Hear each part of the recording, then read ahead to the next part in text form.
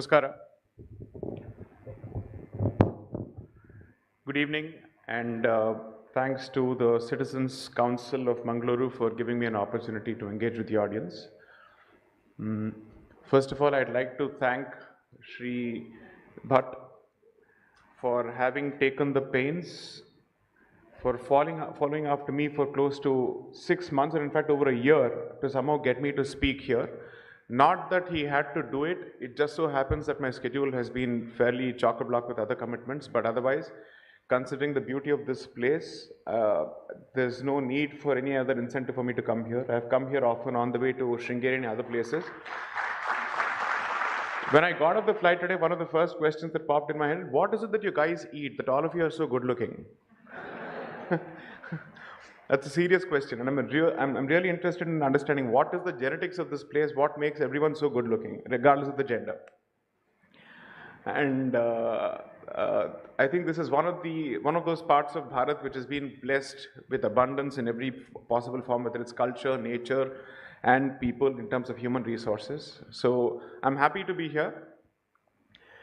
This topic is something I think I've done to death on multiple occasions. So I was thinking, how do I actually present something different here? And how do I make it still relevant to the challenges that we face as a society? So just a bit of a correction based on the introduction, no factual correction. Usually what happens is social media has the tendency to magnify people beyond their actual worth, and also glorify them. Perhaps, I don't know, maybe there's a certain sense of hype surrounding individuals once they appear on the screen. One, I must confess, I have no interest in the pursuit of any civilizational cause, nor am I interested in pursuing anything which takes me away from my professional commitments. Let me be very clear about this. When they were actually putting together the introduction, 2 or 3 words that I preempted even before they could think of it was the word activist, was the word civilizational warrior, and something else, dharmic warrior or whatever it is. I said none of those words shall be used. The sole identity that I've subscribed to, at least as an individual from a professional perspective, is that of a lawyer. I will live as one and die as one and nothing more. I have no other aspirations. The reason why this is important is that if the message has to be relatable to the audience, then the person must be equally relatable to the audience. It makes very little sense to put someone on a pedestal and then hope that the message of that person will relate or resonate with the audience. Perhaps there is a myth going around that I have committed myself full-time to the cause of service of Dharma. Not one bit. It's less than 15% of my time allocation in terms of my professional commitments, family commitments, and then whatever remains goes here. But the model that I'm trying to perhaps push is that it is equally possible for working professionals to take some time out in the service of this cause. If I were to ask people to jump into this cause full time, I don't think I'll find even 5% success. Nobody is going to do it. Everybody has their own jobs, everybody has their own responsibilities, they have bills to pay, they have EMIs to address. So where is the question of asking people to jump into this cause full time? That's not going to happen. So the model that I think that works, at least for the here and the now, let's see what happens in the future, is telling people to strike a balance between both their commitments, their familial commitments and their societal or religious commitments, in whichever order of priority they see it. So my interest in taking up this cause has been extremely selfish. Very, very selfish in the sense that I don't wish to walk out into a society, or at least send my child into one, where the sporting of Hindu symbols becomes the subject of ridicule or becomes the target of attacks, either in the name of secularism or in the name of constitutional morality, whereas civilizational identities take a backseat. So if anything, my motive or motivation behind getting into this Agnikund, so to speak, is only because I am trying to create a safe future for my own family. That's it. Beyond that, there is no incentive here. The fact that there is an incidental benefit for the society is, as I said, incidental. It's a second order effect, it's not the primary intended effect. But since I'm trying to address the larger optics of it, or the larger atmospherics of it, obviously the target of that message happens to be the society, but the intended beneficiary happens to be my family. I'm very clear about it. If I do not present this model, what will happen is maybe 15-20 people will at best join this so-called ongoing movement. There won't be any stakeholdership or participation from the rest of the society. And the same set of talking heads will go to different platforms. We'll get visibility, our books will sell, a couple of selfies here, a couple of selfies there, Instagram likes will increase, and then a few shorts and reels on YouTube will do the rounds. But would it have achieved the intended effect of widening the participation of the general Hindu society from its Kumbhakarna slumber into the actual issues that stare us when it comes to our existence and civilizational, let's say, survival? I would always say that Hindus have a fairly huge problem of deification and glorification before performance is achieved. They are eager to glorify and celebrate people before they have proved themselves on the anvils of actions, on the anvils of delivery, on the anvils of actual concrete outcomes. So I would request you to not make that mistake, either on the policy front or the cultural front, and especially on the political front. Don't make that mistake. Don't deify and glorify people. Make sure that they deliver the goods that they've been voted for. That would be my single biggest message before I start on this topic. Otherwise, what's going to happen is this will become, and one of the reasons I've taken a step back from public engagements, or even lit fests for that matter, is that the same set of faces are going everywhere. And I don't wish to join those proceedings unless and until I know that it's not just a question of relevance, but a question of impact. It must have an impact and not just a question of individual relevance.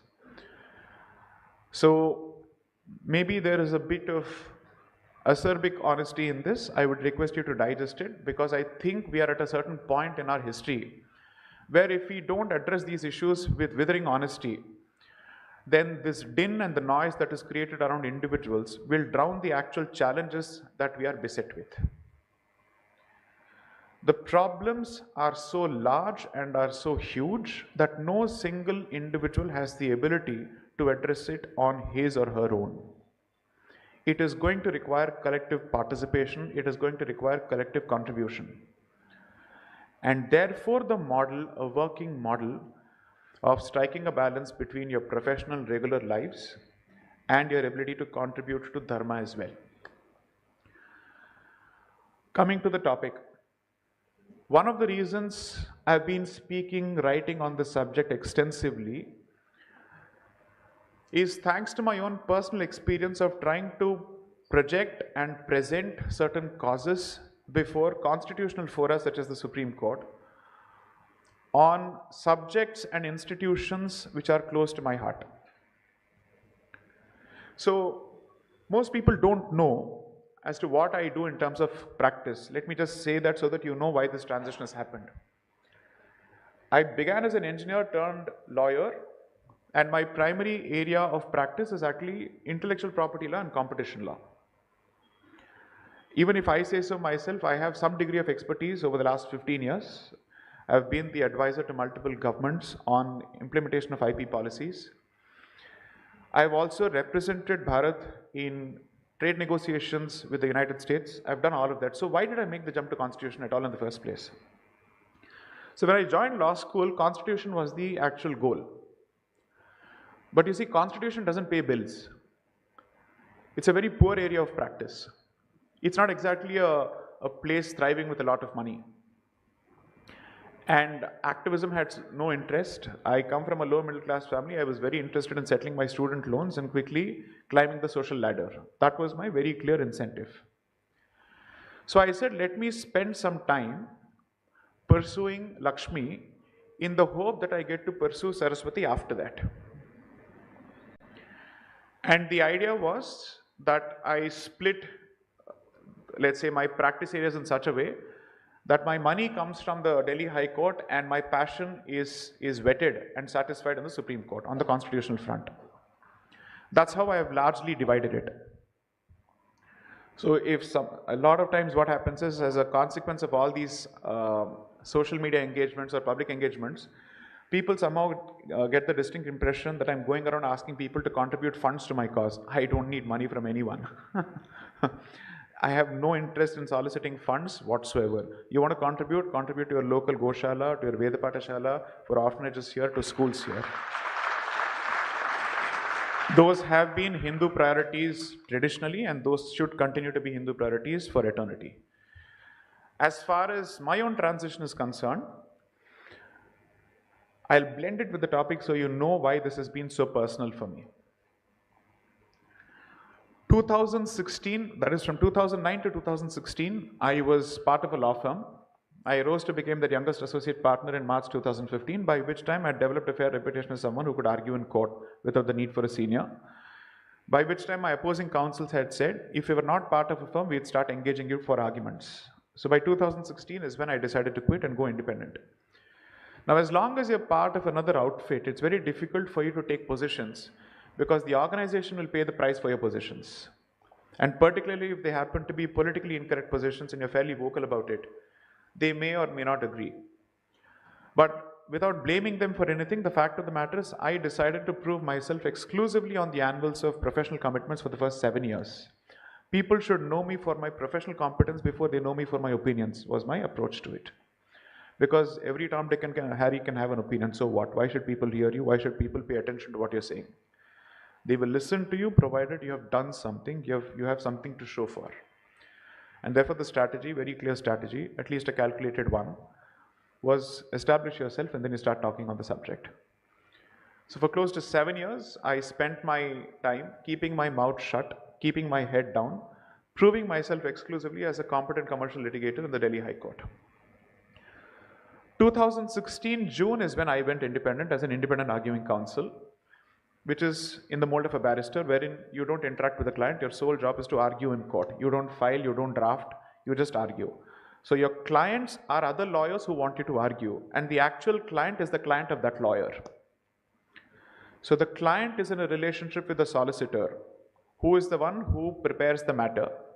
The solicitor engages the barrister to argue in court.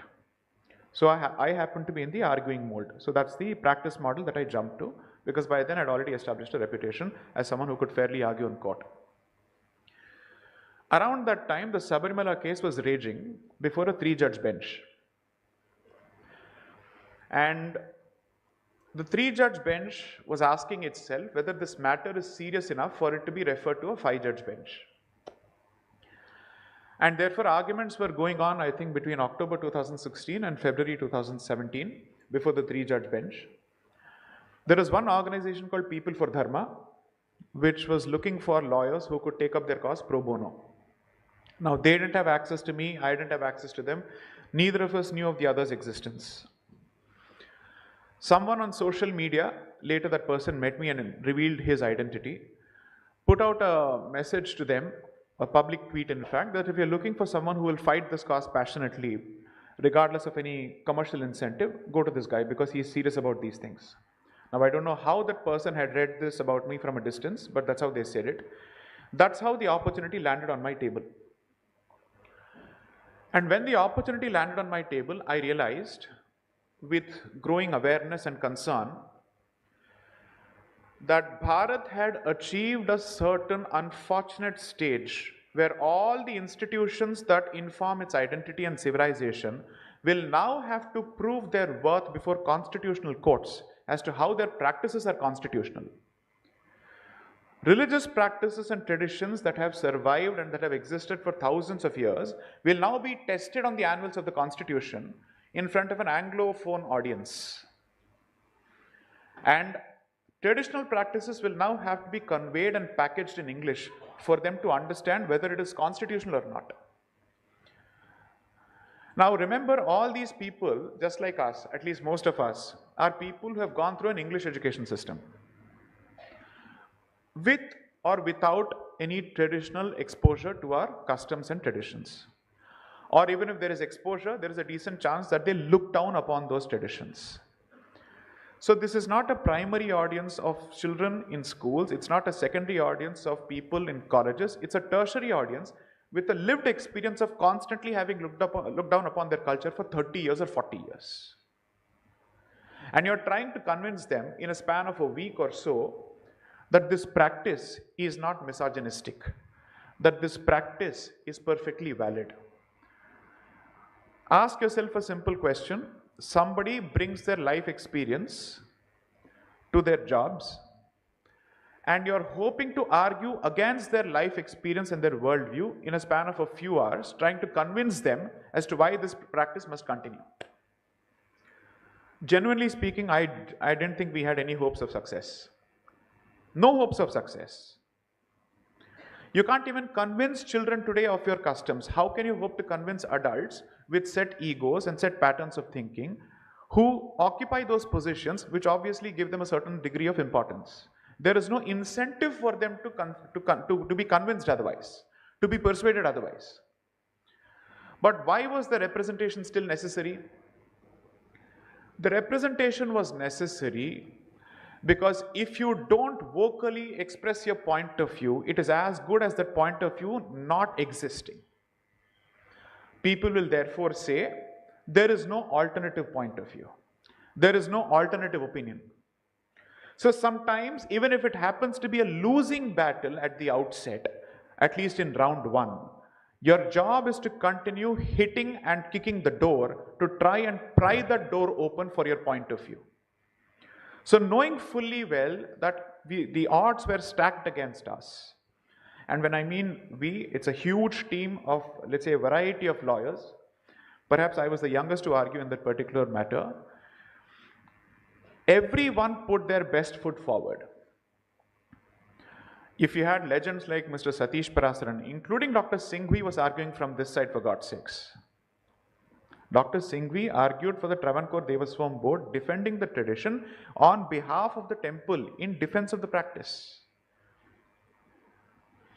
A host of voices, some of the most stellar voices produced by the Indian legal fraternity, did argue from this side and still managed to come out only with a 4-1 verdict, one opinion in your favor, 4 against you. And the one person to deliver a verdict in your favor happened to be a lady in the cause which is supposed to be about women. The dissenting opinion in favor of the tradition came from a lady. And the men were saviors of women in that cause. This is unfortunately how contemporary feminism works, where men become more feminist than women themselves. And in the process, what happened was, there was a moment of churn created. Allow me to say this, everything that has happened since 2018, especially since the birth of the Sabarimala movement, has only led to a rising Hindu consciousness. Before 2018, not many people had heard the words Naishthika Brahmacharya. People in the north of Vindhyas, several parts of that country had no knowledge of this particular temple, despite Russians, Argentinians and Brazilians coming to this temple with proper Diksha. Any number of videos put out by foreigners basically saying, we understand this, why can't you Hindus and Indians understand it? That was the extent of the problem. But sometimes I think these challenges are moments of learning and moments of churn, because they pry open the conversation from a confined box, and the entire Pandora's box is opened. Gender, jati, temple, everything comes out. And then people start thinking, okay, what do we actually know about this particular subject for us to have such strong opinions on? People started revisiting. From there, in 2018, when the first negative verdict came out, so many people who had written off Keralites and Malayalis as communists who were irredeemable and incorrigible, the women of Kerala took out processions in defense of the temple. thereby establishing that political choices and religious beliefs need not necessarily coincide. They could be different. And that possibility was out for people to see. So the educated women of the most literate state of the country came out on the streets protesting against a verdict which was apparently meant to liberate women in defense of a practice that was apparently misogynistic. Look at the irony of it. And they said, we know this practice better than you think we do. You don't need to come and save us. We can defend ourselves. There are better things for you to defend us against, not this. If at all you would really wish to intervene and protect us, there are other serious issues. This is luxury litigation. People who are utterly jobless or whose only job is to take pot shots at Hindu institutions are the ones who are behind it, and who constantly think that Hindu institutions must be in a perpetual mode of reform and everything that they know and practice for the last 1,000 years must be junked and discarded. That seems to be the motive behind it. So it was a moment of learning because it opened my eyes to how little I knew about an institution of which I thought I knew some. What is the meaning of this practice? How is it supposed to be observed? All the myths associated with the Sabarimala Diksha I had to unlearn. And I was put in touch with a brilliant set of people who were vastly more qualified than I am, and I was, or I will be ever, on the subject of Dharma, who decided to download all their knowledge upon me, giving me the opportunity to present this before a court of law. Perhaps what I'm trying to do is to say that it was not a solo act. I just happened to be a glorified articulator and messenger of their opinions and their points of view before the highest forum of the land. And the credit must go to all those people who were behind the scenes. I also walked away with the glory partly because of social media representation, and the fact of the matter is a lot of Bhaktas withstood lathi blows on the ground. I didn't have to face a single lathi blow, right? 2, my star argument of the deity's rights came from a boy younger than I and a non-lawyer. His name is Tarun Daga. He was part of the team. He basically said, if women have rights, doesn't the deity have rights?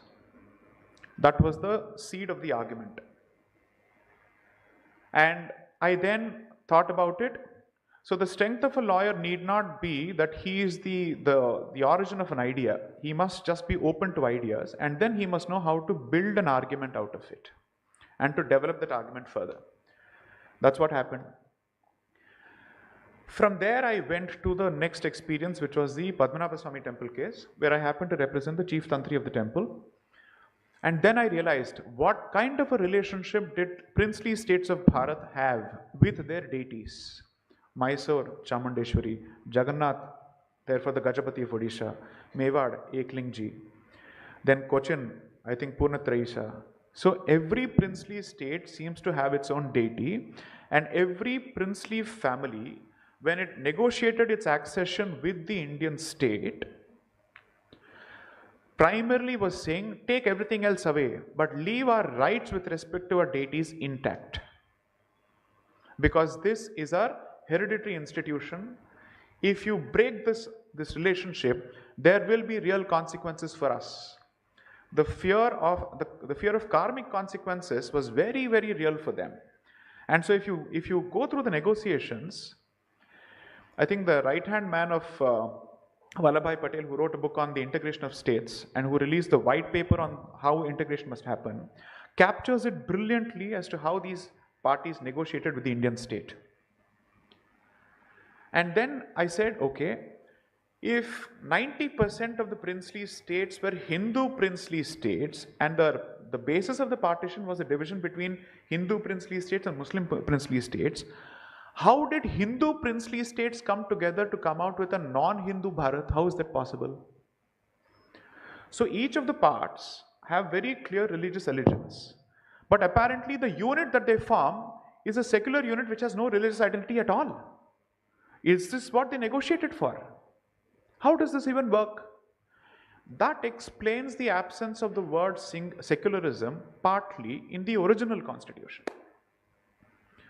because they were all participants and stakeholders to how the constitution will be framed, because it would have a bearing on their surviving rights after the accession, including the religious rights. How do you call this a secular constitution if it has a specific provision for protection of the cow? If it has a specific article, Article 295A, under which the Union of India from the Consolidated Fund of India continues to pay an annual rent to the Padmanabha Swami temple for the lands that it is taken from the temple. So temple payment is made out from an apparently secular constitution. How do you explain this? Which is why I believe it's important for us to understand the entry of secularism into the Indian constitution very, very clearly. For all practical purposes, it was pushed and forced into the draft, or rather into the body of the document, only during the emergency. So those who wish to bat for the constitution and its integrity and whatnot have a lot to answer for, because this concept and this principle was inserted in the constitution during the most unconstitutional period of Bharat, when for all practical purposes all checks and balances were in a state of animated suspension. So how do you then constantly bat for secularism? That is a question of fact, that is a question of history that needs a very clear answer. Even the most hardcore of Hindu voices somehow are wedded to the concept of secularism without realizing what its origins are and its devastating, catastrophic effect on the civilization as a whole. Now, how do we understand secularism in Bharat? It says, the state has no religious identity. The state shall maintain an equidistance from all religions and all faiths, and the state shall never use its funds, which are supposed to be secular funds, for the promotion of any particular faith or any institution of any particular faith. In your lived experience, has Bharat done any of these? The answer is a no. So either the definition of secularism in this country is a khichdi, or we are fundamentally a hypocritical state. These are only two possible conclusions that I can come out with. Now, the consequence of insertion of secularism in the context of Bharat has been a large-scale, wholesale brainwashing of the entire population, which has the effect of telling the population that it shall never have the right to proudly wear the civilizational identity of this country on its sleeve. I've said this before, I'll say it again. Secularism is a political evangelical tool whose job is to sever your roots between you and your past, as a state, as a society, as a country. What they will do is that it's a river called secularism. They'll take you to that river, ask you to dunk in that river, and then your baptism is done. And thanks to that baptism, you're now secular Hindus. Morons who are oxymorons, or oxymorons who are morons. So, according to me, secularism is that particular water body to which we are all taken to convert and come out with a lens which is completely brainwashed. What is the origin of this word? What is the origin of this concept? I've written about this, but before me, stalwarts have written about this extensively. So whatever they've written, I'll just summarize it in 15 minutes so that you have a clear picture. Around the 12th or the 13th century in Europe, long ago, not so long ago, whenever long ago, the point is around 12th century, when there was only one denomination of the church, which is Catholicism in Europe, the relationship between the church and the rulers was an extremely tense relationship. Because the church effectively is based on the doctrine that human existence is divided into two kingdoms, kingdom of the earth and kingdom of heaven. The church has monopoly over kingdom of heaven. Rulers are allowed to rule the kingdom of earth. But since earth is subservient to heaven, the ruler is subservient to the church. Therefore, a tussle goes on for close to 3 to 4 centuries between the church and Christian rulers, not just rulers, Christian rulers. During this entire period, what happens is that kings try to take over the property of the church to control its ability to interfere with administration. Hid money as much as possible so that the church's ability to comment on administration comes down, so that the power that they wield over society comes down. And then the church also does a few things wherein apologies, confessions are sold for money. So a general, let's say, frustration or angst against the church as an institution starts building in European society. That gradually leads to the Reformation movement with Martin Luther, not Martin Luther King Jr., but Martin Luther, who is the founder of the Lutheran brand of denomination of Christians, and who are mostly, if you see Lutheran denomination, you'll find it in Germany for God knows for what reason. So he begins a movement of Reformation where he challenges the monopoly of the church.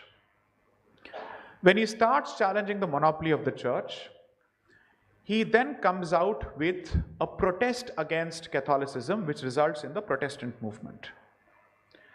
A protest against the manner in which the Catholic Church operates, controls all religious aspects, and basically says you shall not have access to salvation unless and until you go through the church, specifically the Catholic Church. He tries to break that monopoly of the Catholic Church on salvation and all other aspects of religious behavior as well as non-religious behavior. That Reformation movement results in several Christian states of Europe choosing sides, some choosing the Catholic Church's side and some choosing the Protestant side. Results in a huge fight, multiple treaties, and the final treaty is what we know as the Treaty of Westphalia. So the Treaty of Westphalia was not some kind of a political treaty, it was fundamentally a religious treaty wherein the monopoly of the Catholic Church over Christianity was completely broken. And for the first time, the treaty recognized that Christianity shall henceforth have two denominations, Catholicism and Protestantism. Now, once you do this, the concept of separation of the church and the state comes from that treaty, which is to say, the Catholic Church will not interfere with the rights of individual European rulers to decide whether they want to be parts of Catholic Christianity or Protestant Christianity. So therefore, separation of the church from the state is basically, it still retains the Christian character. It only says the Catholic Church will not tell us whether we should be Catholics or Protestants. And the ruler of each European state will have the power to decide whether he wants to be on the Catholic side or on the Protestant side. But the concept of secularism in Europe never meant give up Christianity. That the state shall have no identity. The state shall have a Christian identity, the ruler shall be a Christian. The only difference is whether he would be a Catholic Christian or a Protestant was the distinction. Compare that with what we are being told about secularism in Bharat. European secularism translates to retention of the Christian identity. It only says you will remain equidistant from denominations. Why? If you happen to have a Protestant minority population in a Catholic majority state, then there must be safeguards to protect the interest of those denominational minorities. And therefore, the majority-minority concept in terms of protection of the rights of the minority is to be traced to that particular situation where minority Protestants had to protect themselves against majority Catholics and vice versa. However, the existence of a minority Catholic in a Protestant majority state would not require the state to give up its Protestant majoritarian identity and vice versa. So they were entitled to have their own identities. And I'll give you a simple comparison. Think of it as fights, let's say a fight between Vaishnavites and Shaivites. If the king happened to be a Shaivite and you had a minority Vaishnavite population, he would have to safeguard their rights, but that doesn't mean he would have to give up his own Shaivite affiliation. And he would still be a Hindu king, but with a Shaivite identity, who basically says, I will employ laws in such a way that they're equidistant from both sects.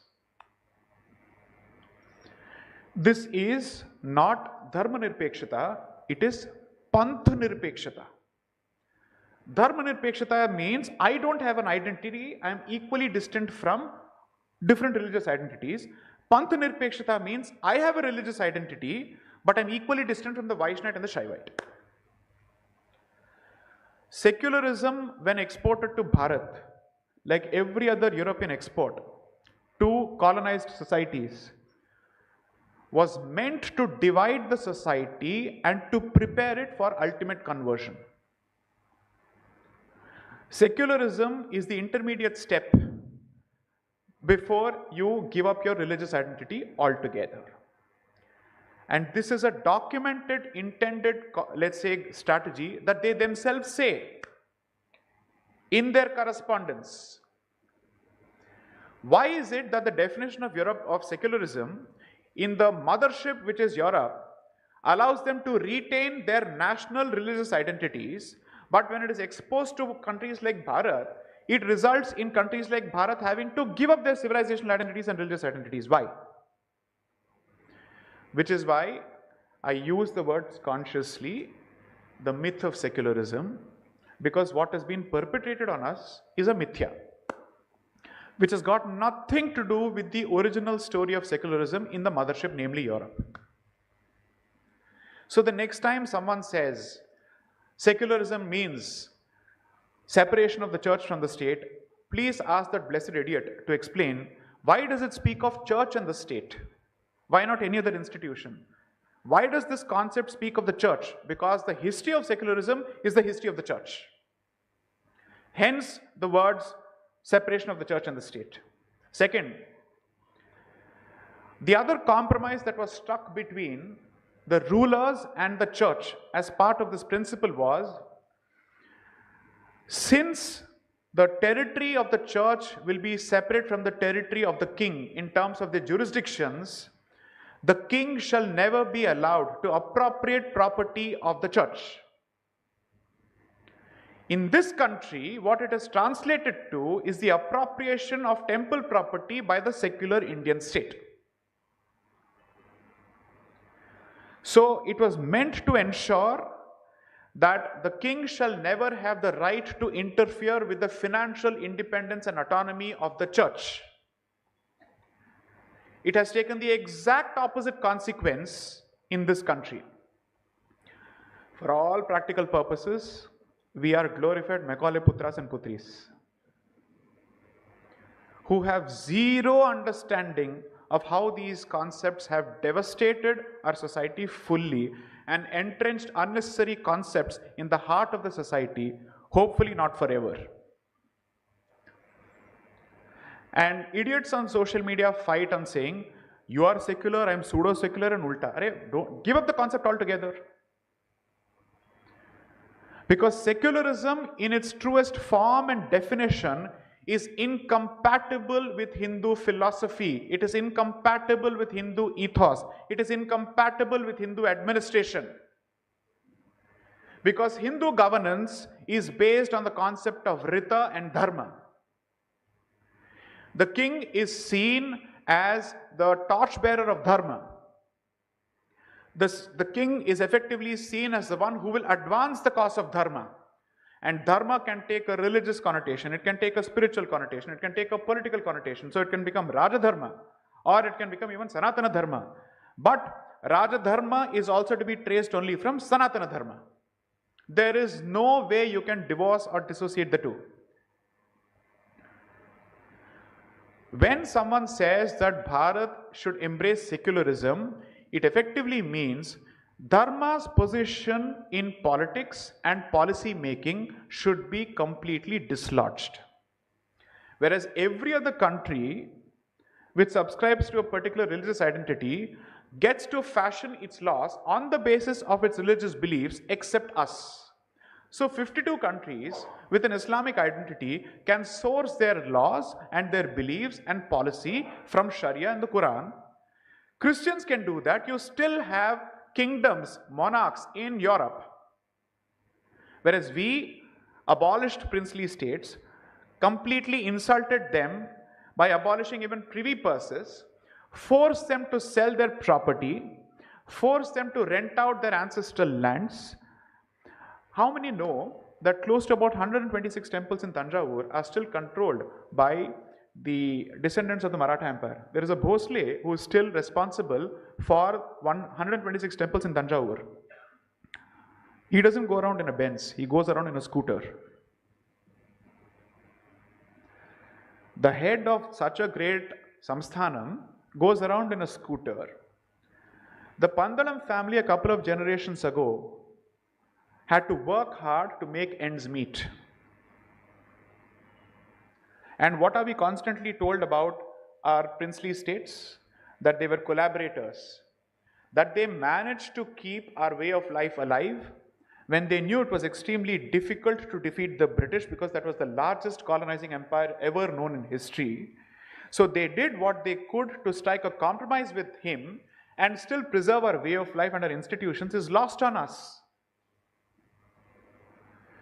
All of this because we have purchased distorted European ideals lock, stock and barrel without asking, is it relevant to me? Does it apply to me? What are its consequences for my identity?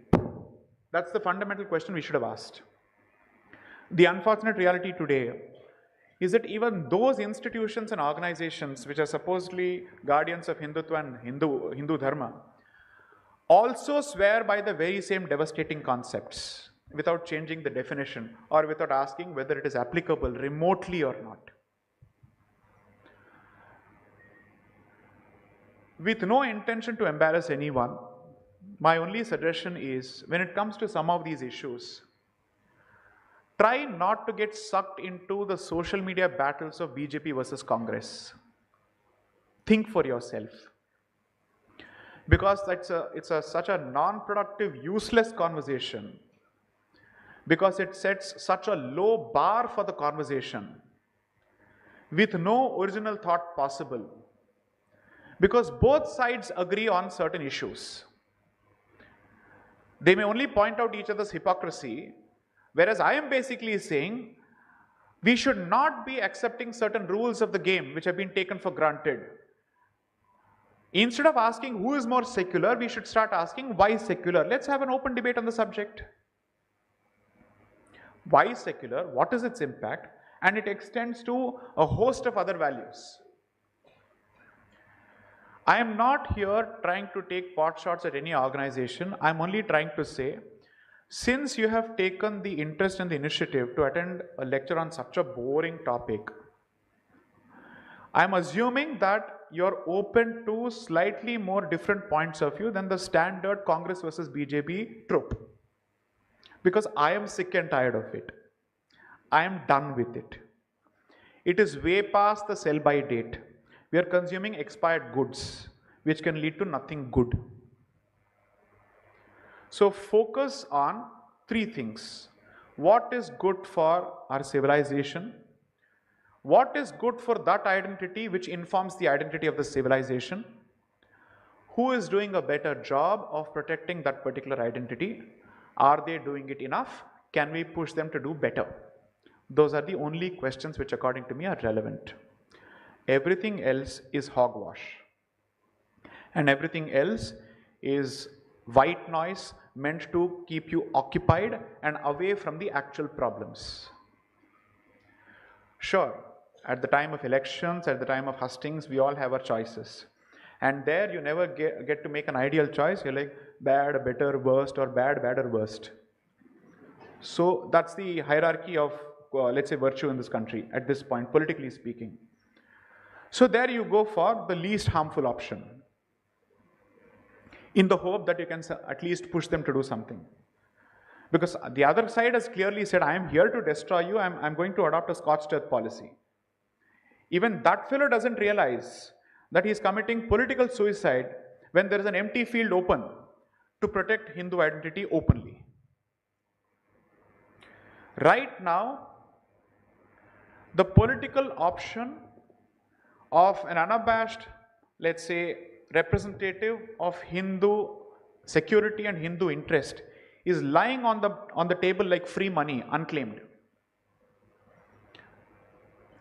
But he is anyway given up because he is obviously controlled by external motivations and sources.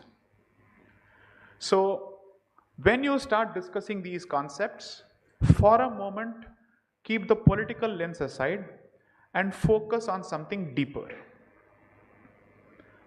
And two,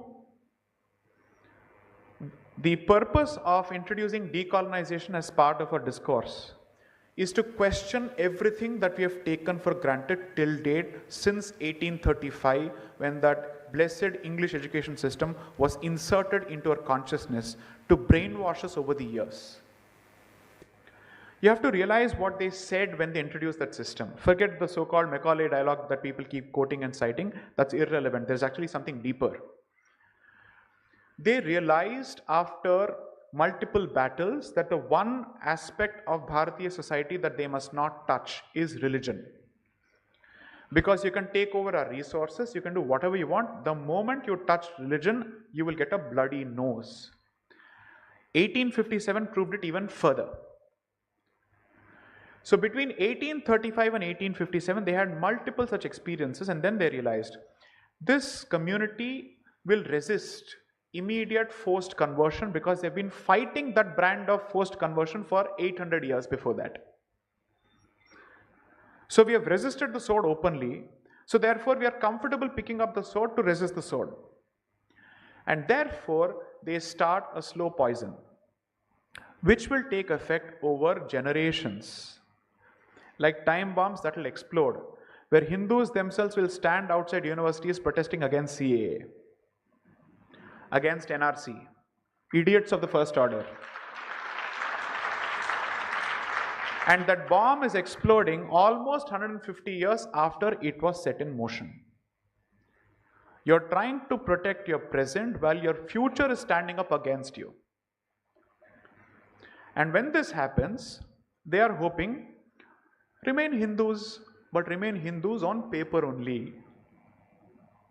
Only for legal purposes you'll remain Hindu, because by the time you're out of this laundry, which I call the English education system, the Indian education system, we would have brainwashed you properly. Hindu, Hindu, Hindu, weak Hindu, weak Hindu, weak Hindu. I am not a Hindu, I hate Hindu. Stages of conversion. So it's only a matter of time.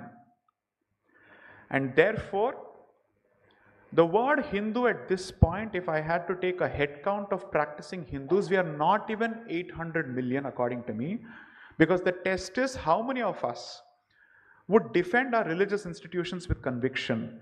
And I wouldn't peg the number at more than 50% of 800 million, leaving us at only 40 crores.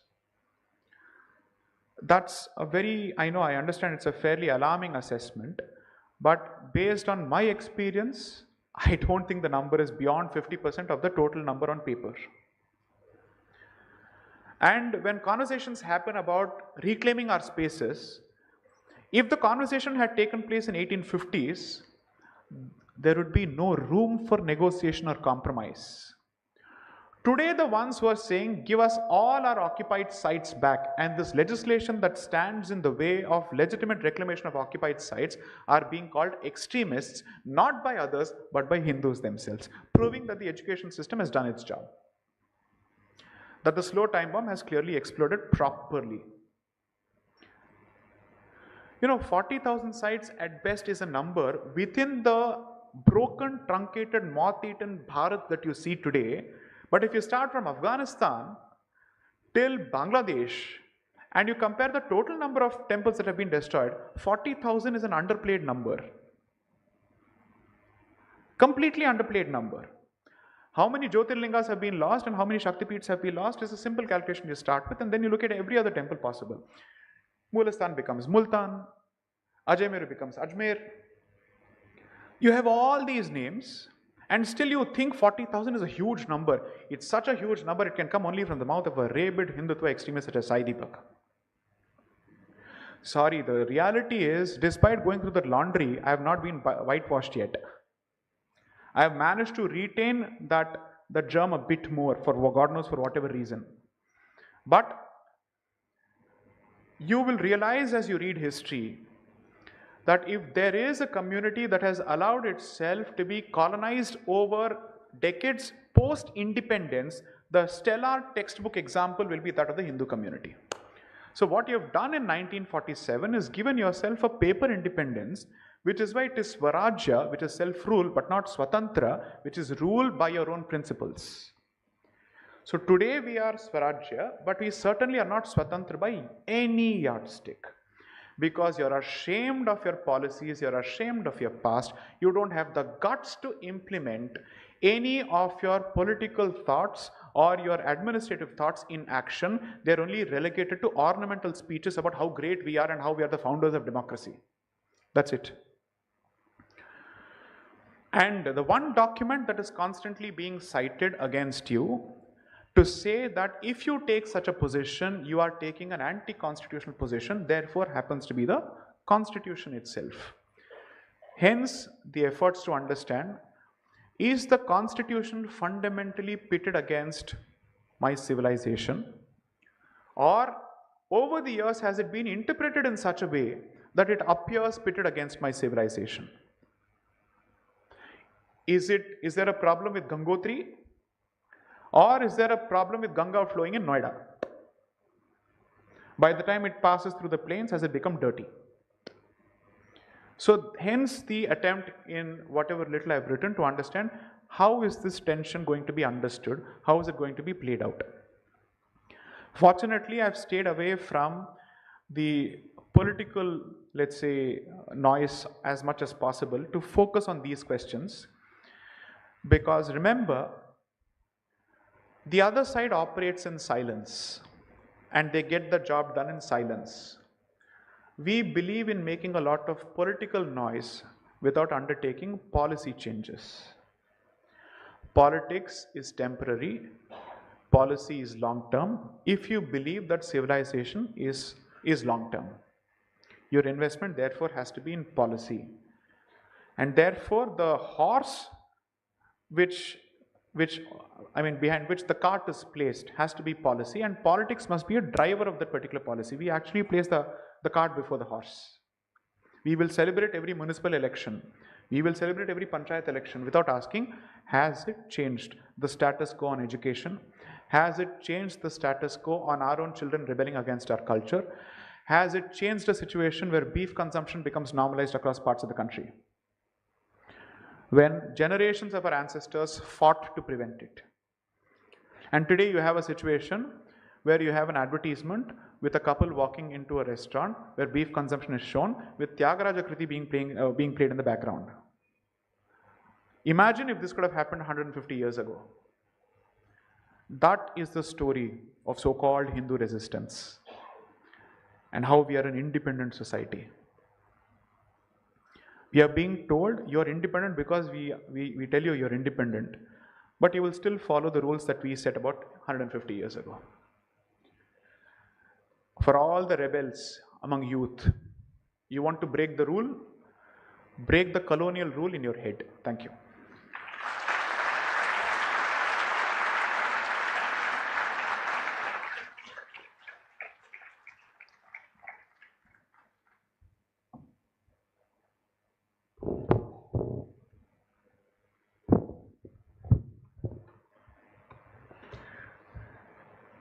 An hour of unblinked moments was a testimony to how profoundly inspiring and impactful Sai Deepak ji's words have been. I now invite Honorable Justice P. Krishna Bhatt to kindly come forward and provide a brief summary of the insightful talk we have just heard. Sir, we would be honored to hear your reflections on today's session. Thank you, Sai, for the uncorking the myth of secularism and how it is foreign and something that is imported without paying customs duty. Now, the problem in the name of either the freedom of conscience or in the name of freedom of speech, free speech rights, the people who set certain limits to the discourse are the biggest challenges to the constitution or constitutional values. Let me tell you briefly what is this problem about. You know, the easiest way to confine people's ability to think freely, is to limit the range of issues on which you can have a free play of exchange of opinions, ideas. Now, coming back to the context of the myth of secularism, as he rightly unraveled the whole thing, church versus state, and secularism is basically a smaller concept than what we had adopted all along as a civilizational value in this country, much, much smaller in its range or depth or in its implication. What is our actual concept? We have spoken about Ano Bhadra Kratavo Yantu Vishwataha. Let all noble thoughts come from all sides. We have no barriers.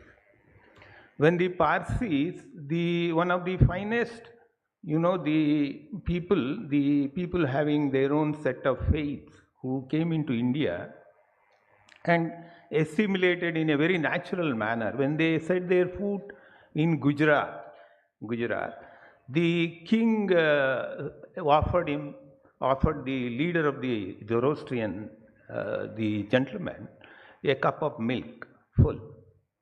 He thereby indicating, we have so many faiths, we already absorbed so many faiths, and therefore we are too full. And if you come with a problem, and perhaps with the past experience, king was indicating, you will create more problems here. The gentleman, the Parsi Zoroastrian leader, he put one spoon of sugar into that, indicating that we will assimilate. Ours is an accepting, assimilating kind of civilization, and Parsis had never had any problem with our, way of life, and their way of life is not interfered. They are completely assured. Now, the biggest problem is any kind of debate. For example, I was a judge as I was introduced. I was a judge. Supposing by following my faith, by being a judge, I don't lose my right as a citizen. I am a normal citizen. I enjoy the same right as you do. If you have the right to worship Ganapati, I have the right to worship Ganapati too. If you have the right to invite a gentleman, regardless of what post or position he is holding, to come and worship at my house, share that joy and fraternity. If you have the right, by being a judge, I don't forsake that right. I don't become a lesser citizen of this country. Now imagine what happened in the capital of our country, the kind of discourse, the limited discourse that was, that was set rolling. And the person who was holding a very high public position, like me as a judge, at a much higher level, he had invited another Indian citizen. Never mind, the person who was invited held an important post himself. How does it matter? How does it limit my, and thereby, because of the limited range of, limited spectrum of discussion that is made possible by those who set the discourse in India, the host was trolled so much, he had to feel diminished. He had to feel perhaps embarrassed to be an Indian, which perhaps would not have taken place in any other country. Diwali is celebrated in the White House, and everybody is invited, regardless of their political philosophy or the position they hold in the establishment. Another example I am stating about this kind of wrong discourse that has been, set rolling in this country. A judge as you and me, he said, I prayed to God before I went to the court to decide a case, which even I do.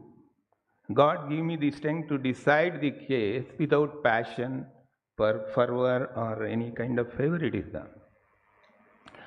Now, instead of looking at the judgment as a legal document, which it is, and critiquing it for whatever it is worth, the debate that ensued within that narrow spectrum, because discourse is set, range for the discourse is set already by, I am not competent to comment on there. I am only talking about where we are heading in the name of the secularism, which was not in the original text of the Constitution.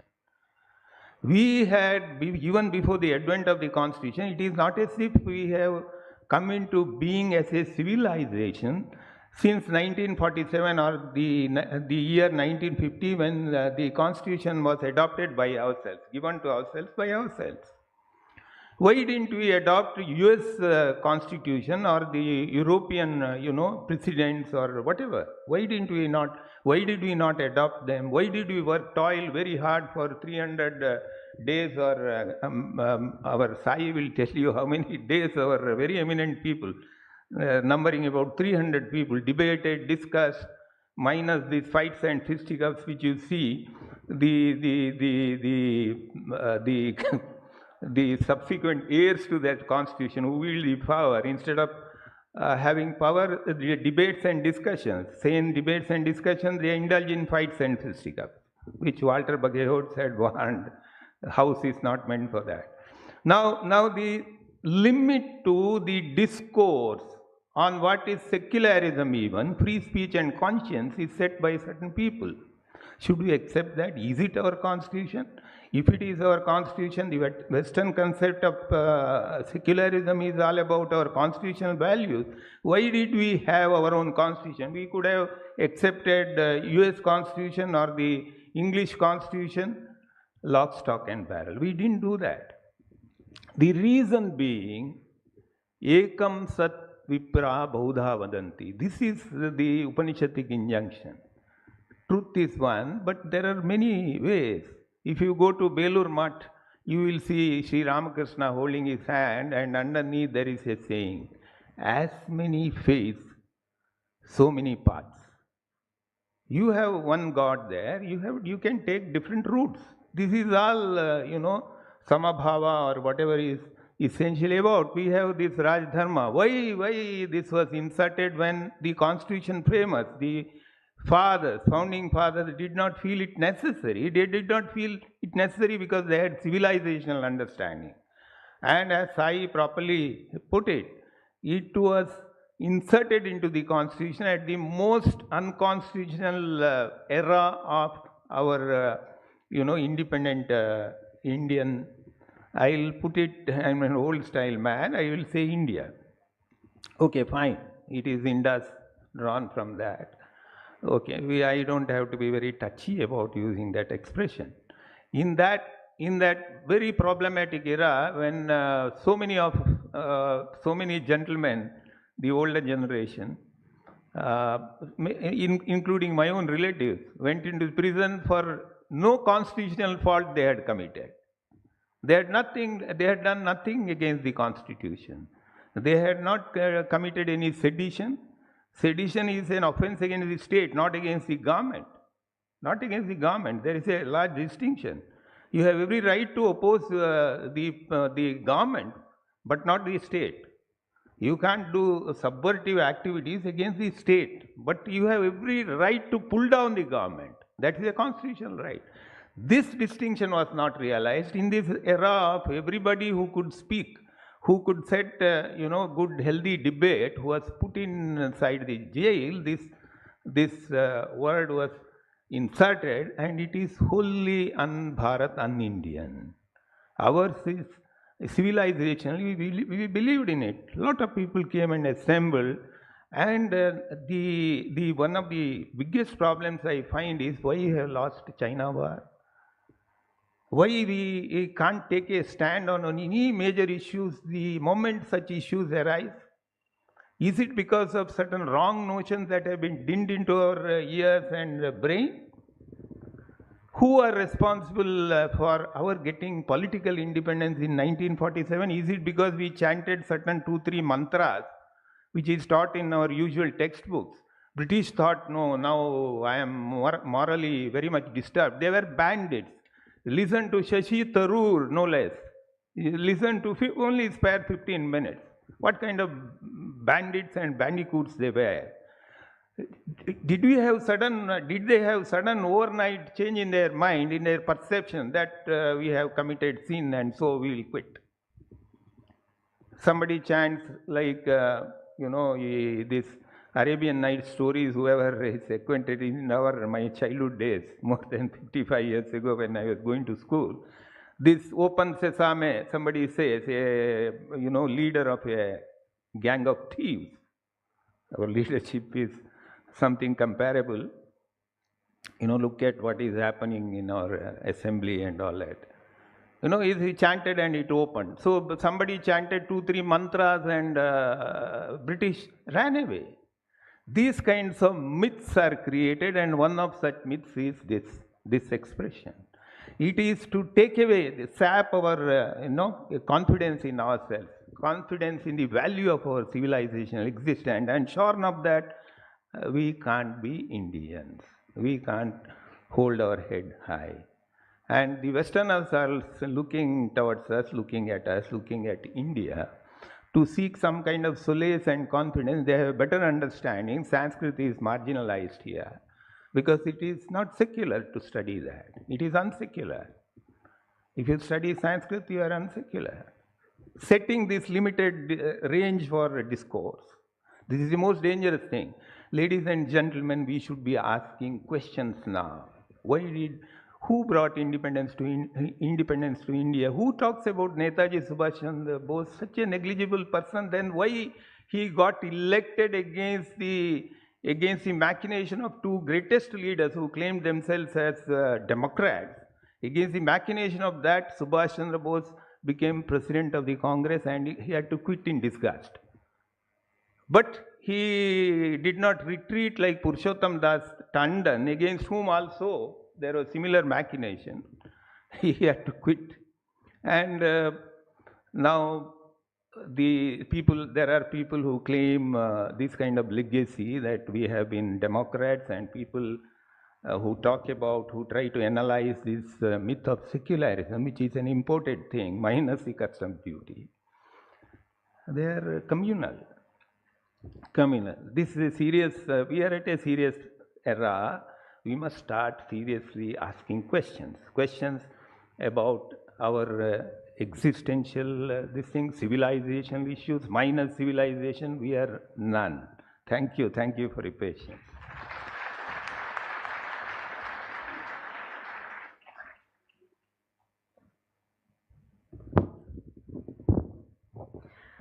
Thank you, Honorable Justice P. Krishna Bhatt, sir, for your insightful words. I'm sure each one of you is carrying your own thoughts and reflections after this enlightening session.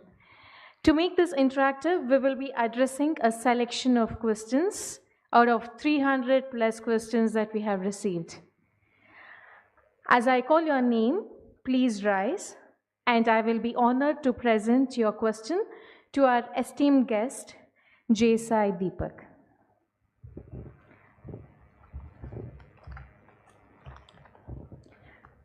To begin with, the first question that we have selected is from Mr. Jobin Thomas. Jobin Thomas, if you're here, could you please raise?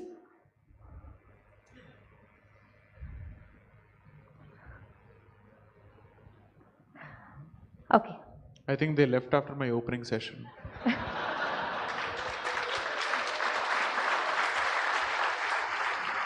All right, sir. I will convey his question on his behalf. Jobin Thomas is an audiologist, and his question is, what exactly is democracy? Is it the representation of every ideology or the will of the majority?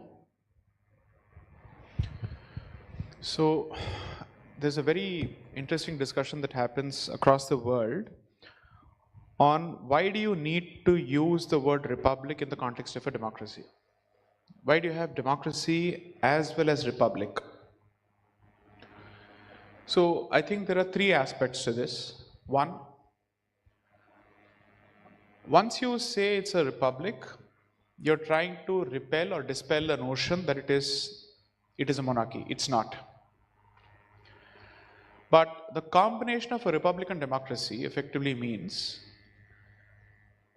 democracy, which is the will of the majority, can lead to complete silencing of non-majoritarian voices or minority voices. So a Republican democracy envisages a situation where the legislative body is not just populated by people in the majority, but it is equally populated by people in the minority, so that there is some kind of a pushback between the majority and minority, and it is not seen as a brutal rule by the majority or a brute rule of the majority. So, even I don't know how many chartered accountants are here, how many lawyers are chartered accountants. Anybody who runs a company or who understands how a company works knows that even in the Companies Act there are specific provisions that permit minority shareholders to approach the company law board or the company law tribunal alleging oppression and mismanagement of the minority by the majority.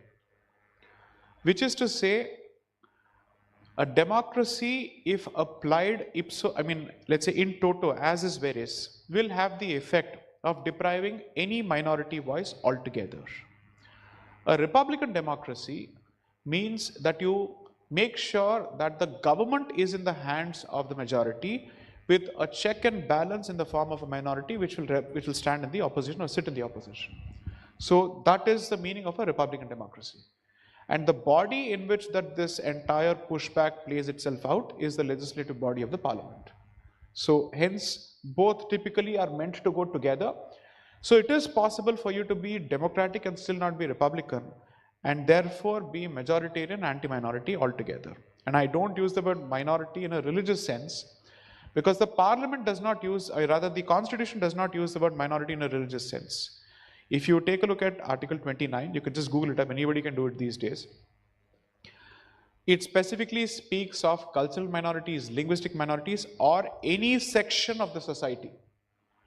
So for all practical purposes, a Sanskrit speaking population could be treated as a minority for the purposes of Article 29. Or a Tulu speaking population in a non-Tulu majoritarian state could be treated as a minority for the purposes of that state. And majority and minority are never to be understood from a country perspective. There are judgments on the point, and the constitution also indicates that to some extent. Those are questions to be addressed from a state to state perspective. Because you could be a national minority and you could be a local majority, Kashmir being a very good example of it. Next. Thank you, sir. The next question is from Mr. Vinit Narayana Shastri M, who is a student. Welcome, Vinit Narayan Shastri. And his question to you is, he says, Namaste Sai Deepak ji. How do you see the next 30 years of this country, given the fact that demographic change is happening rapidly and there is also the illegal immigrants problem? Government is not doing anything about that.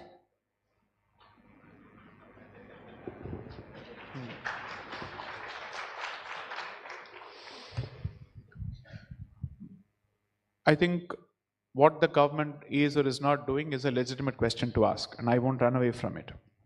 But before that, just consider this. Hindus are in trouble when they're in a minority. They're equally in trouble when they're in a majority. So which government can save you if you don't have the guts to save yourself? That problem is further complicated by the fact that your trouble is not a political incentive for any government, enough for them to act on it. The next 30 years, I think we are in 2025. I previously said that another quarter of a century could be problematic. in my recent engagements, I have advanced the timelines to say we are looking at a 10 or 15-year problem, not a 25, 30-year problem anymore. And which means if you see repeated instances of demographic imbalance and you see someone constantly testing the waters to see what will the reaction be from the state, let's test the waters, that means someone already knows that they have the numbers plus the state does not have the will, nor the society has the will. I'm happy about rising awareness at least since 2014, or awareness which led to 2014 and thereafter. But it is translating at this point to an elitist awareness which does not have the will or the guts to do what it takes to get the job done, because it doesn't want to dirty its hands. And which means what will happen is you will continue to see lit fests flourishing. You'll continue to see more and more platforms discussing this. But will all of this translate to actual action is the question. If it remains a storm in a teacup, where people gather at a town hall or at a theater or a mega auditorium where they discuss all of this, then they are only reinforcing what they already know. What is the change that comes out of it? You may not know everything that I said today, but you broadly agree with what I've said. Broadly, if not in specific. So what is the change in the movement of the needle that I've achieved today? We are talking to each other and we already agree on quite a few things. How has this managed to bring about a change? Have we converted more people to our point of view? We are not sure of it. 2, will this lead to pressure on the government to act by way of resolutions to say that this audience believes that these are the following actionable points which you must implement in the interest of civilizational security? So one of the things that I've tried to convey in terms of a limited suggestion to multiple platforms is, it's good to organize events, but you must also have actionable goals where the voice of your audience is communicated to the government along with their positions. Lit fests must have clear plans as to what are the issues that we want the government to address. The other side does this brilliantly. They do it brilliantly. Every lit fest, every platform, every organization will have a certain set of intellectuals whose names and credentials are used to write letters, to write representations, to castigate people, to criticize stuff. We have not learned that yet. 2, here's my limited prediction or assessment of how this is going to play out. Because of a young demographic which is hungry for technology and growth, all things being equal and we don't get sucked into the race to the bottom called the reservation battle, our economic future is decent. Unless we go back to the freebie model, we go back to the hyper-reservation model and we kill everything that is possible. You can't speak of startups and competing with China in the same breath as reservations. I don't see how that works. Or at least unfettered reservations. Have some limits, respect the constitutional mandate of 50%, make sure that only the deserving community gets it, do away with the creamy layer. If you don't do that, this conversation is basically a conversation about India's doom. There is no way India will ever be a decent power to begin with. We are not even a middling power today. We are nowhere close to being a superpower. We are not even a developed economy. We are an aspiring developing economy which has been in this mode for the last 50, 60 years. Or maybe the last 20 years. Be realistic about where you stand. Because if you delude yourself that I've already reached a certain position, you will never reach there. Tell yourself that there's a long way to go. While this happens, even after the last 11 years since 2014, I have not seen a clear change in the DNA and the attitude of the Indian state in ruthlessly coming down on mischievous elements in the society. It still handles them with kid gloves. And it has no stomach for confrontation. It has a soft underbelly which is constantly being punched, and it has happened over the last, I think, at least since 2019, we've been seeing the streets in constant action and a constant fire mode. So change the definition of terrorism from bomb blasts to urban warfare or street warfare, because that is what it has changed into. Because you don't know how to hit a mob, or you don't know how to deal with a mob, plus if it happens to have infants and women, that's it, God save us. Now we don't know which God that will be. So I don't see this as a particularly great period unless we change our approach and attitude. And we also develop the guts and the ability to articulate our position to detractors within and audiences outside. Have a very clear strategy of articulating your positions. Unfortunately, the last 11 years has been an example or a testament to a decent vision with average execution and terrible communication. That is not a recipe for a Vishwaguru at all under any circumstances. Address each of these aspects. We are not short on talent for this. There is a talent pool for this. And the problem is, if you choose to pass this problem as the problem to the next generation, with every successive generation, the pace of the problem and the magnitude of the problem is only increasing. And that is the problem that Indian democracy has been facing, that every generation believes that the next generation will handle, by which time the demographic imbalance only increases to your detriment. And previously it was some parts of the country, now it's all parts of the country. And we will still, again, coming back to this issue, we will constantly blame someone who was a prime minister from 47 to 63, as opposed to focusing on what is happening now. There's a time when you must draw attention to yourself and what you have done. There's a point when constantly pointing fingers to the past doesn't help.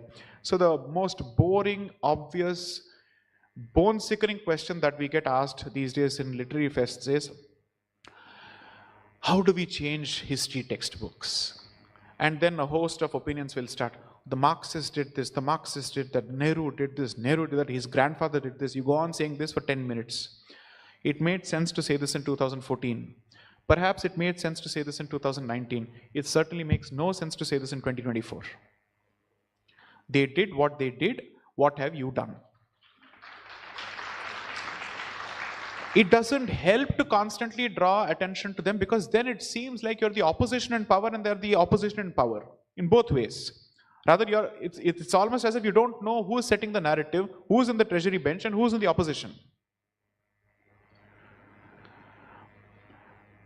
And at least over the last 5 years, the most serious challenge that's going to emerge for Hindu Dharma, Sanatana Dharma and civilization is not going to be external, it's going to be internal. Because we are going to be bogged down heavily on caste-related issues, in caste-related reservations, and that's going to be a serious problem, very serious problem, which will weaken us and hollow us out, leaving us completely defenseless to the external challenge. And on this, as long as the conversation is sugar-coated, it's politically correct, without truth being the basis, some form of reasonableness being the basis, it is a conversation that will be majoritarian in nature, which means whoever has the ability to create trouble on the streets will ask for reservation, and then we are again 10 steps back. So reservation is no more a question that is based on reality. It is not even based on perceived reality. It is based on distortion of history and gross lies. True instances of serious oppression or discrimination, address them. Do address them. Because if you don't, then that entire population remains vulnerable to conversions, to proselytization. I get all of that. But the way forward is to teach people to survive, as opposed to make them self-reliant, as opposed to making them state-reliant. And somewhere you have to say, is there a cutoff date for this? Is there a point where we can say, okay, after this, some may not necessarily be beneficiaries of this particular, let's say, benefit? If someone asks me, what is the cutoff date for your reclamation of temples or occupied sites? I say, you tell me the cutoff date for reservation, I'll tell you the cutoff date for this. Somehow cutoff date becomes relevant when it comes to reclamation of temples, but there is no cutoff date whatsoever on the question of reservation. At least my cutoff date is in the past. Yours is worst, it's in the future. We seem to have two different standards on the question of jati and on the question of inter-community relations. The logic of a position that applies to intra-community reservation in terms of trying to say that reservation must be there because it needs to address a social wrong in the past, or even perhaps a continuing social wrong in certain places, should equally apply to inter-community relations. The logic doesn't change because the overall issue is the same, addressing injustice, period. Why should the logic change? Next.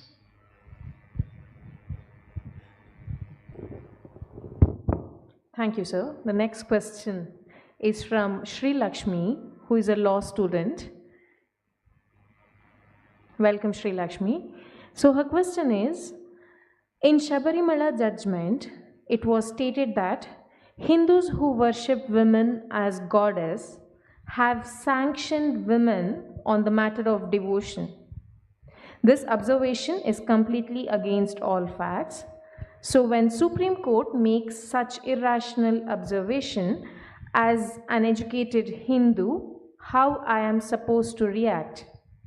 Will I be subjected to contempt of court proceedings? No. Criticism of a judgment is completely par for course. There's nothing wrong with it. There are judgments to the effect that you can even criticize a judge, not just the judgment. The Supreme Court has said as much. That not every criticism of a judge is necessarily contempt of court.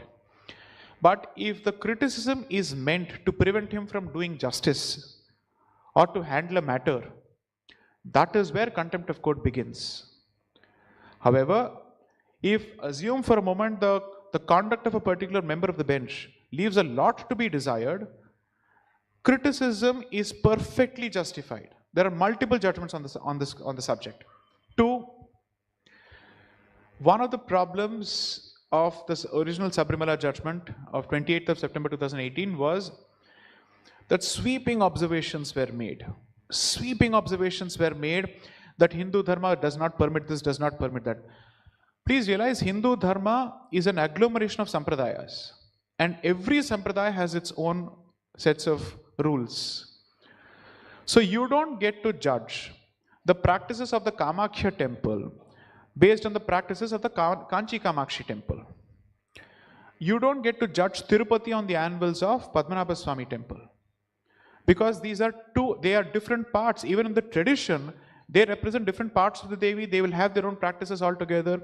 One may be left-handed, the other may be right-handed. One treats menstruation a certain way, the other treats menstruation a different way. You don't get to comment. Because the very same Hindu diversity that you constantly celebrate for the sake of ornamental argument is represented in the diversity of practices. You can't say Hinduism is a diverse set of traditions and then apply a blanket rule for all temples across the board.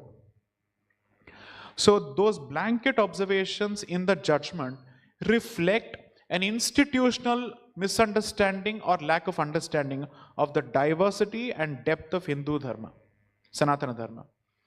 That is therefore, according to me, the highest possible level at which we need decolonization, mental decolonization, serious decolonization. That they look at the traditions of this land through the lens of a tourist. Because when you go to a zoo or when you go to a foreign land, you're looking at those people as curious onlookers. They are the subjects of your study. But when you look at your own culture like a tourist, there's a mental problem. It's like looking at your parents through the lens of a neighbor. Makes really no sense. So, according to me, mental decolonization is seriously important, and the best part is finally several voices on the bench of the Supreme Court have started saying we need to decolonize our approach to the Constitution, we need to decolonize our approach to the judiciary, we need to decolonize our approach to institutions of this land who are unfortunately litigants before our courts. So there is some hope for change, but the judiciary can never be faulted in isolation because the judiciary is a reflection of the society. It's not as if they have been parachuted from the heavens. They are from the society. And second, at least over the last 40 years, what has happened is, even if there is a diverse set of voices, some batting for the civilization within the constitution and some speaking against the civilization under the pretext of the constitution, certain set of voices have been constantly been given prominence. So they are called the narrative, and the others who oppose them are called counter narrative. Who said you are allopathy and Ayurveda? Why is Ayurveda not the mainstream? Why is allopathy not the counter narrative? So I think the good part of what has happened in the last 11 years is that voices of dissent have started challenging the status quo. And which is perhaps the reason that by the time the Sabarimala matter went for a reference to a 9-judge bench, read the 9 questions that have been framed for reference to the 9-judge bench. It is a reflection of introspection by the highest court of the land, saying, maybe on matters of religion, we may not know enough. We may not understand enough. So it is not up to a secular constitutional court to distill what is an essential religious practice of a place, because you may not know enough to determine what is essential and what is not essential. Those are the 9 questions which were framed through the review petition, 55 review petitions that were filed against the original Sabarimala judgment, and the reference is awaiting. And those questions clearly show why the original judgment was sent to review. Today, the practice of Sabarimala as it existed prior to the September 2018 judgment has been restored because of this very order. So to answer your question, fortunately that institution seems to be still open to introspection and a change of perception when presented with the right kind of push. The operative word being not right, but push. So what this Sabarimala movement tells me from a larger perspective is, no constitutional battle is a pure legal battle. It is also being fought in the court of public opinion. You want the latest example? Places of Worship Act. These are battles which are also being fought in the court of public opinion. I am not saying public opinion must necessarily influence judicial outcome, because they must stick to the black letter of the law, the position on merits, and do justice to it. But the public should not believe that they have no voice in this entire situation. They do have a voice. On the issue of same-sex marriage, if all LGBTQ groups have a right to speak on the judgment and criticize it left, right, and center, on the question of Sabarimala, why should devotees not have the same rights? Why are certain rights limited to a certain section of people because you think that they're oppressed and not others? So, you're not wrong. And let's end it on a positive note, that the institution is introspecting. And I know for a fact, where I happen to appear along with 2 other senior delegates, one is Mr. Satish Parasaran and another Mr. Sridharan, to represent Ahobilam Mutt before the Supreme Court when the Telangana government tried to take it over, and the local high court rejected the takeover. The Supreme Court finally started asking the question, what is the job of a secular state in a religious institution? Who are you to administrate? Why do you take control? So the constant speech or constant discussion on the subject has finally percolated to the highest level possible, where they're also asking this question, how is it that we have allowed all these years where institutions, religious institutions of a particular community are being controlled by an apparently secular state? That question is now surfacing. So sometimes the first battle in court may not result in success, but you must keep taking a shot at that particular issue in that particular institution, because kabhi na kabhi to change hoga. You want a simpler example? The first judgment of the Delhi High Court on the question of section 377 of the IPC was in favor of the LGBTQ community, to say that it should be decriminalized. When the matter goes to the Supreme Court, the first Supreme Court verdict was against the High Court judgment. Then when the matter was revisited, the opinion was changed. What happened in between? Advocacy by members of the community, trying to reach out to as many people as possible, presenting their point of view. I'm saying this is what the left does so well. For them, one defeat is not the end of the situation.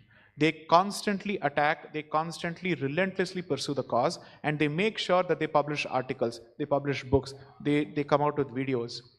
And they make sure that the thinking population has access to only their point of view through mainstream publications, which is what we need to learn. Relentless advocacy. That is the only way this goes forward. Next. Please don't be under compulsion to clap at everything. Since there are a lot of students, especially law students, we are giving this privilege of having the last question from yet another student. Her name is Madhura K. Do we have Madhura K here? Welcome, Madhura. Her question to you is, sir, what would be your advice to students to build a better India based upon truth, given that we see every democratic machinery is riddled with narratives against the interest of this nation?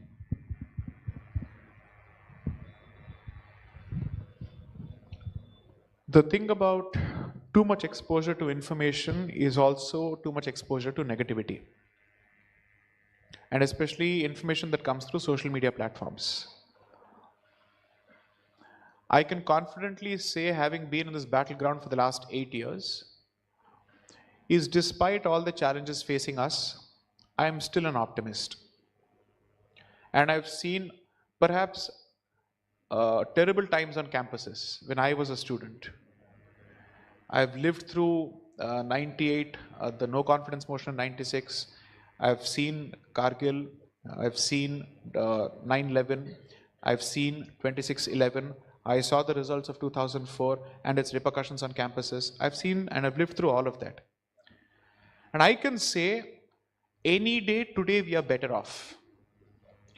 Finally, we have a voice.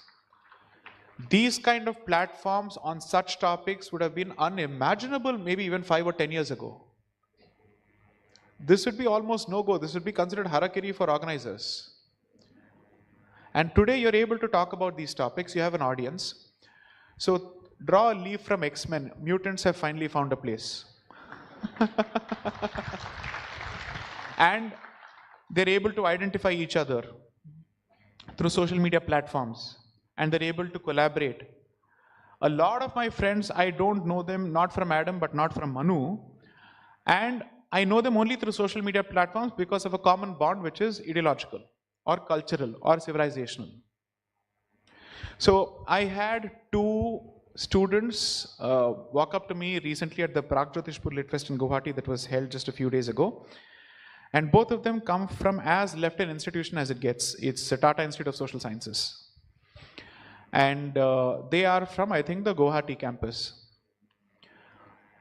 Both of them know that they don't subscribe to the leftist ideology, but they are stuck in a campus that is virulently left and virulently anti-non-left.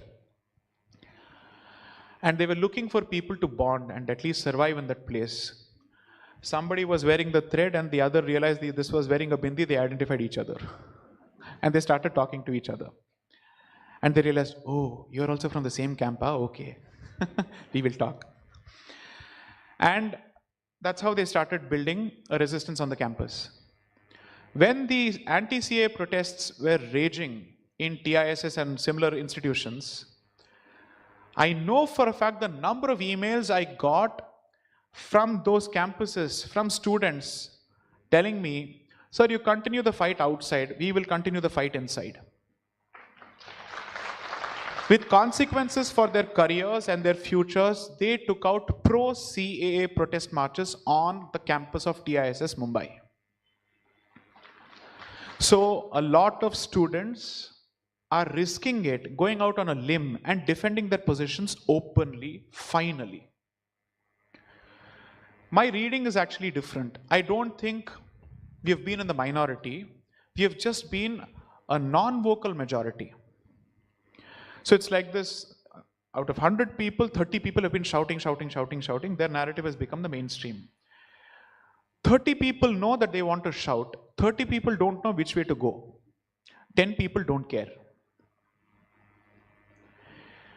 So once from the outside, someone like me or Anand or Vikram or anybody else says, we are here, start the fight. Start the battle. We will protect you legally. We'll give you the arguments, but don't back down. Don't back down. They did it. And that results in the rest of the 30 people thinking, where should we go? Now, out of them, some people might not have an opinion because of lack of knowledge. You give them knowledge and then we'll see what will happen. Some people are opportunists. They'll see which way the wind is blowing. Aaj Congress, us din BJP, now we'll see. So they'll try and balance those positions. What has happened is this 30 now has a vocal 30 to oppose it. And there's a proper split in the remaining 40, meaning thereby that nobody gets to say that campuses will stay left like Indian roads. No. Keep left will be a rule only on Indian roads, not on campuses anymore. That we are very clear about. So my job has been to go to these institutions and say, let's start a small fire here. Narayana, Narayana, we'll do this and go. And I've done that successfully and very proudly in the most anti-Hindu institutions. Those who have cancelled me have done a great job of contributing to the myth of JSD. And they have in the process demonstrated and betrayed their anti-free speech credentials, making it easier for me to accuse them of being fascists. You let me in, you lose. You don't let me in, you will still lose. Choice is yours.